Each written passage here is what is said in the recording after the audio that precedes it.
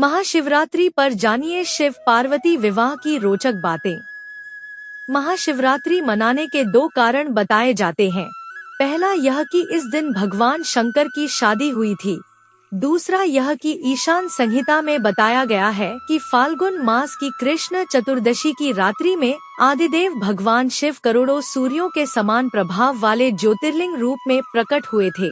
जहाँ तक विवाह की बात है तो पुराणों में विष्णु लक्ष्मी विवाह, गणेश जी का रिद्धि सिद्धि विवाह, राम सीता विवाह और रुक्मणी कृष्ण विवाह के साथ ही शिव पार्वती के विवाह की भी खूब चर्चा होती है। इस विवाह की चर्चा हर पुराण में मिलेगी। भगवान शंकर ने सबसे पहले सती से विवाह किया था। यह विवाह बड़ी कठिन परिस्थितियों में हुआ था क्योंकि सती के पिता दक्ष इस विवाह के पक्ष में नहीं थे। हालांकि उन्होंने अपने पिता ब्रह्मा के कहने पर सती का विवाह भगवान शंकर से कर दिया। राजा दक्ष द्वारा शंकर जी का अपमान करने के चलते सती माता ने यज्ञ में कूदकर आत्मदाह कर लिया था। इसके बाद शिवजी घोर तपस्या में चले गए। सती ने बाद में हिमवान के यहाँ पार्वती के रूप में जन्म लिया। उस दौरान तारकासुर का आतंक था।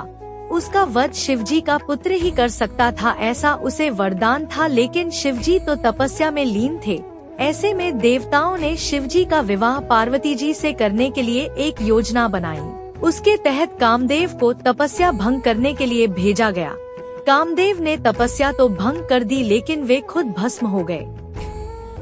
देवताओं के अनुरोध और माता पार्वती की तपस्या से प्रसन्न होकर बाद में शिवजी ने पार्वती जी से विवाह किया। इस विवाह में शिवजी बारात लेकर पार्वती जी के यहाँ पहुँचे। कहते हैं कि शिवजी की बारात में हर तरह के लोग, गण, देवता, दानव, दैत्यादि कई थे।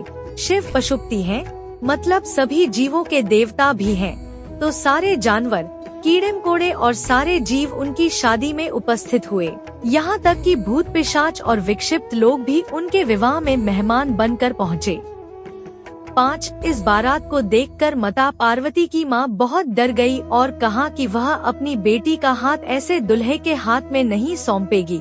माता पार्वती ने स्थिति को बिगड़ते देखकर शिवजी से कहा कि वे हमारे रीति रिवाजों के अनुसार तैयार होकर आएं। इसके बाद शिवजी को दैवीय जल से नहलाकर पुष्पों से तैयार किया गया और उसके बाद ही उनकी शादी हुई।